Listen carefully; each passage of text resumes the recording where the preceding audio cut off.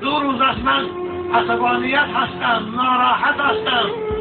خوب در پیشگاه خدا خجالتمند حس بکنم که امروز جوانای ما، دخترای ما به این حد رسیدن ما علماها پروا نداریم.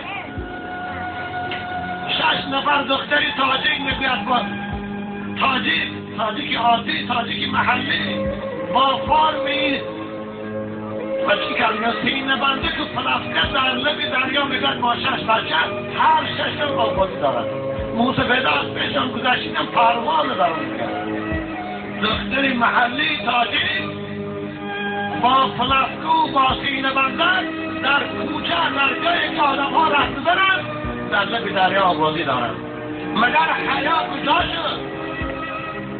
مادرهای عزیز سرین همون دختری مثل شما هستند. وای چگونه آینده مادر میشود؟ وای چگونه آینده برای جامعه ما نسل ثابت بسید؟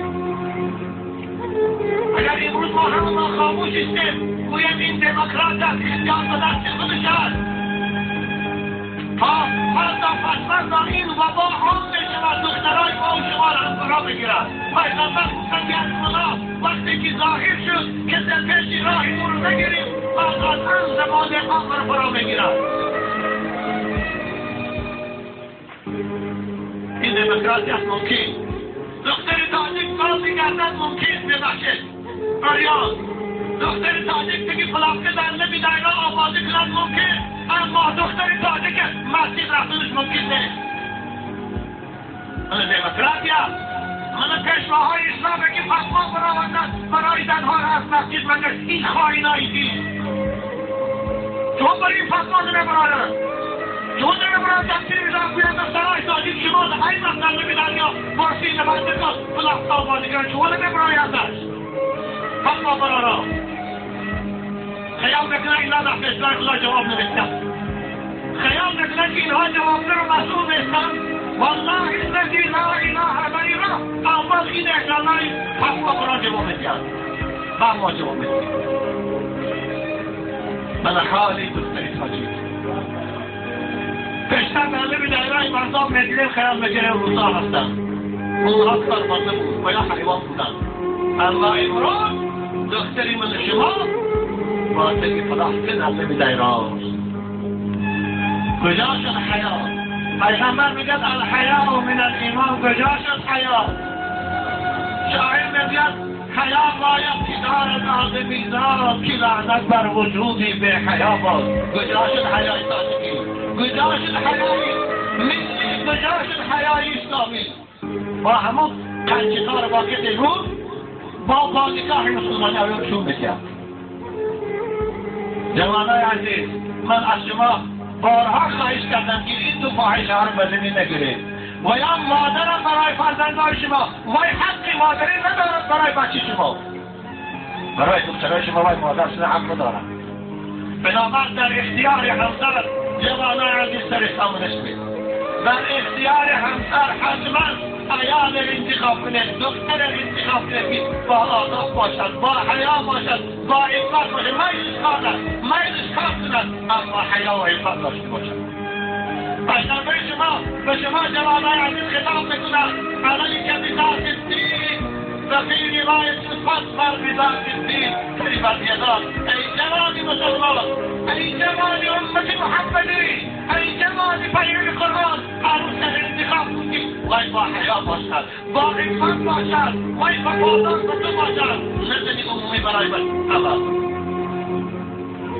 من حالی دخترانی تاجیک این نمی دایره که آمدیان من بشنو، نمی دایره مردم نمی نمده چی گفت هست.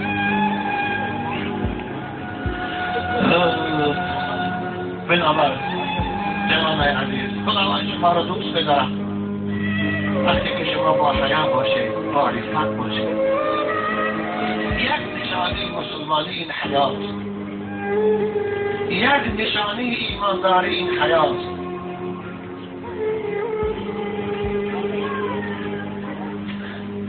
من در اینجا صحبت خدا کوتاه میکنم و از پدرای عزیز خواهش میکنم که دختراشم تاکید کنن فریفته مدنیتی غرب نشوند. فرفته اخلاقی اونها نشود. ما مدنیت نیست، باور کنید ما اخلاق نیست، ما حیوانیت است.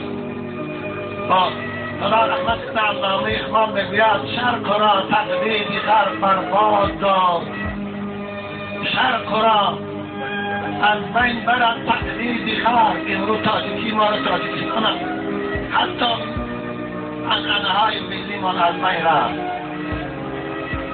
مادری تاجیک ترکی آستیندار بود، امروز از بین رفت. مادری تاجیک روی ما داشت پیشی بروش محکم بود، امروز از بین رفت.